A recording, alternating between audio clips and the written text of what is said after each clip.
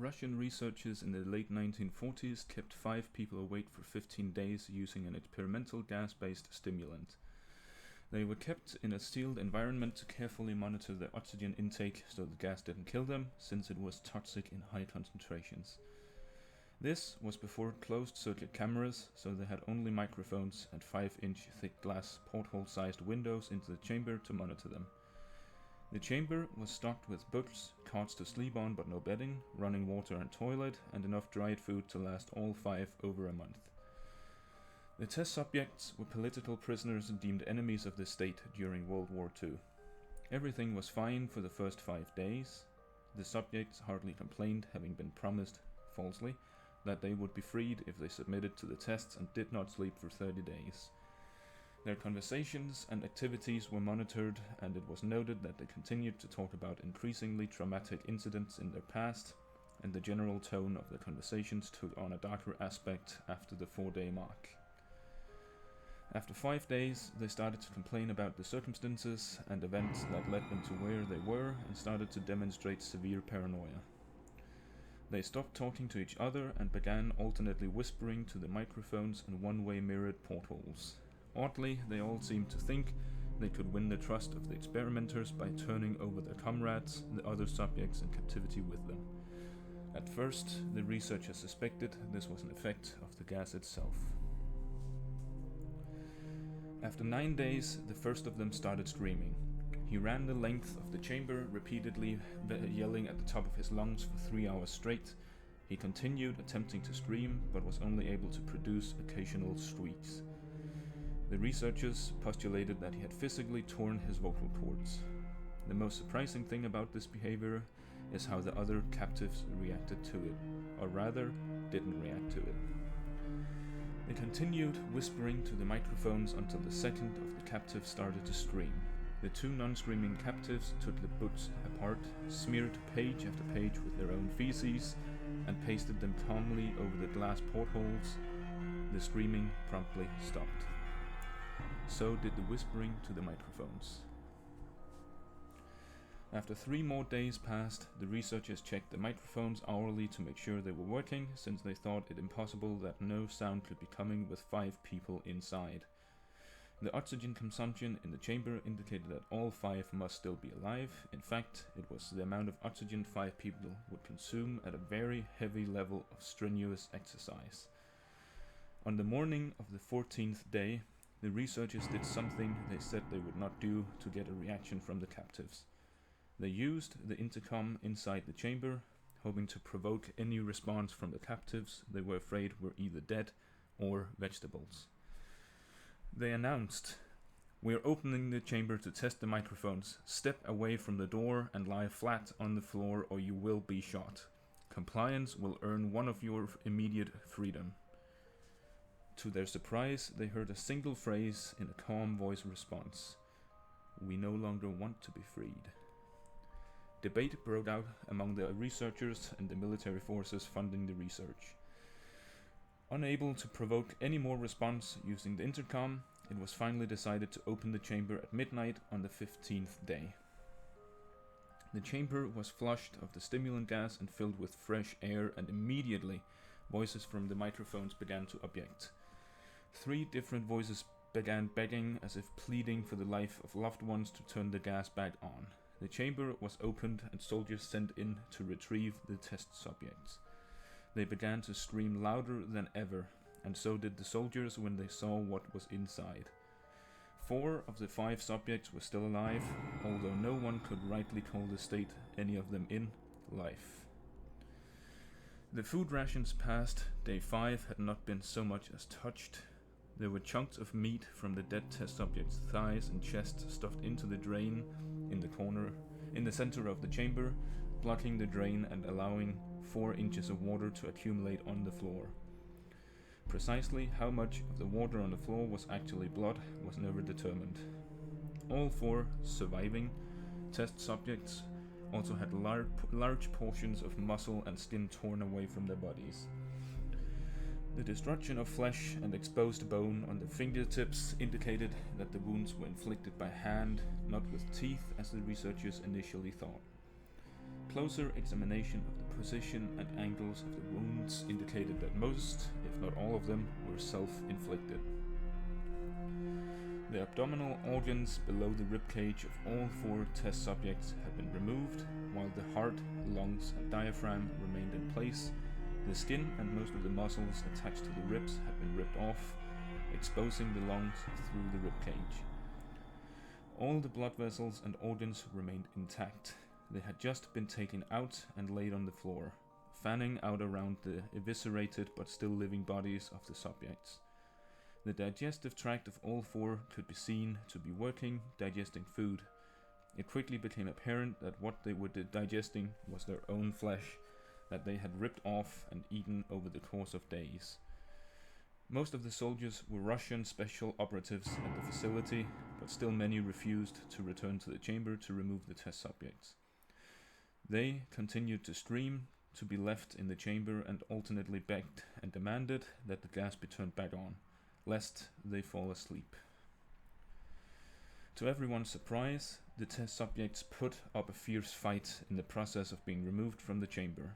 One of the Russian soldiers died from having his throat ripped out, another was gravely injured by having his testicles ripped off, and an artery in his leg severed by one of the test subjects' teeth. Another 5 of the soldiers lost their lives if you count ones that committed suicide in the weeks following the incident. In the struggle, one of the 4 living subjects had his spleen ruptured and he bled out almost immediately. The medical researchers attempted to sedate him, but this proved impossible. He was injected with more than 10 times the human dose of morphine derivative and still fought like a cornered animal, breaking the ribs and arm of one doctor. When heart was seen to beat for a full 2 minutes after he had bled out to the point there was more air in his vascular system than blood, even after it stopped he continued to scream and flail for another 3 minutes, struggling to attack anyone in reach and just repeating the word "more" over and over, weaker and weaker, until he finally fell silent. The surviving 3 test subjects were heavily restrained and moved to a medical facility. The 2 with intact vocal cords continuously begging for the gas, demanding to be kept awake. The most injured of the 3 was taken to the only surgical operating room that the facility had. In the process of preparing the subject to have his organs placed back within his body, it was found that he was effectively immune to the sedative they had given him to prepare him for this surgery. He fought furiously against his restraints. When the anesthetic gas was brought out to put him under, he managed to tear most of the way through a 4-inch wide leather strap on one wrist, even though the weight of a 200-pound soldier was holding that wrist as well.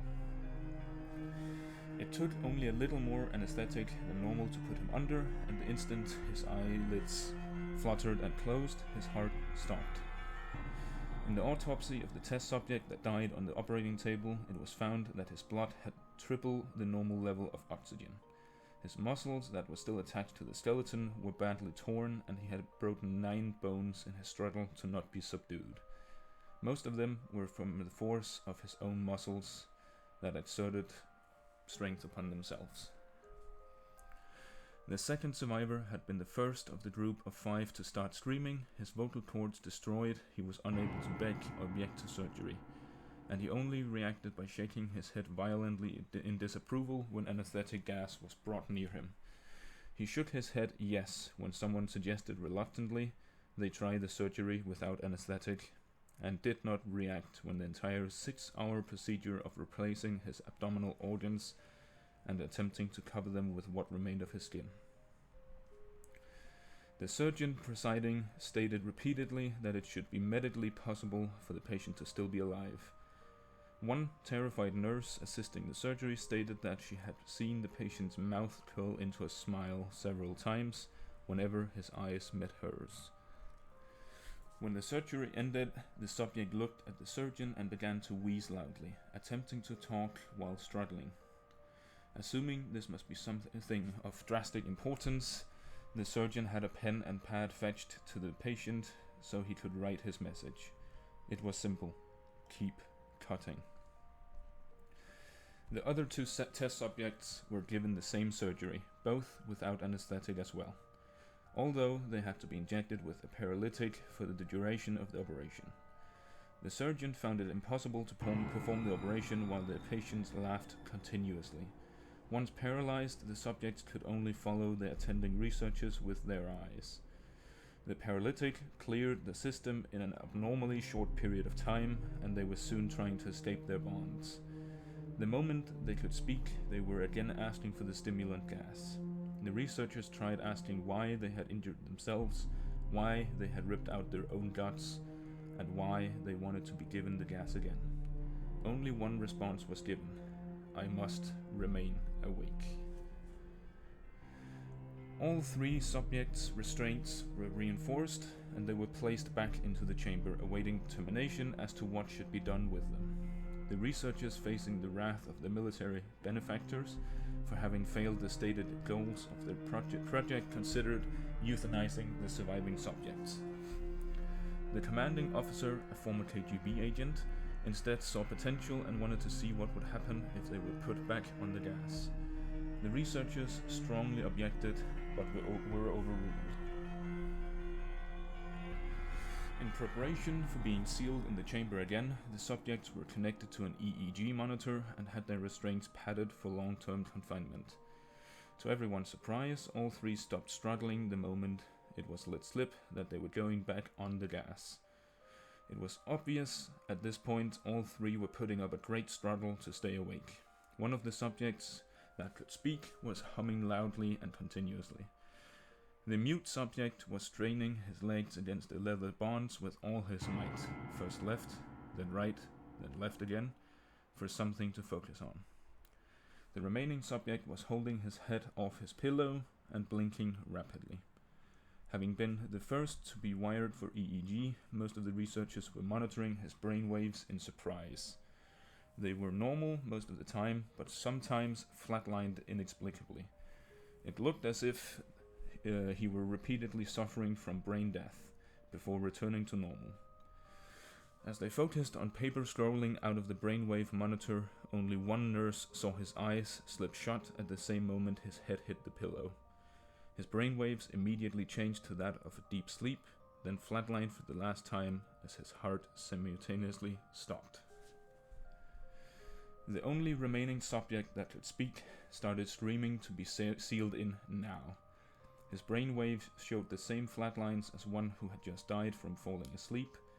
The commander gave the order to seal the chamber with both subjects inside, as well as 3 researchers. One of the named 3 immediately drew his gun and shot the commander point blank between the eyes, then turned the gun on the mute subject and blew his brains out as well. He pointed his gun at the remaining subject, still restrained to the bed, as the remaining members of the medical and research team fled the room. "I won't be locked in here with these things. Not with you," he screamed, at the man strapped to the table. "What are you?" he demanded. "I must know." The subject smiled. "Have you forgotten so easily?" the subject asked. "We are you. We are the madness that lurks within you all, begging to be free at every moment in your deepest animal mind. We are what you hide from in your beds every night. We are what you sedate into silence and paralysis when you go to the nocturnal haven where we cannot tread." The researcher paused, then aimed at the subject's heart and fired. The EEG flatlined as the subject weakly choked out. So nearly free.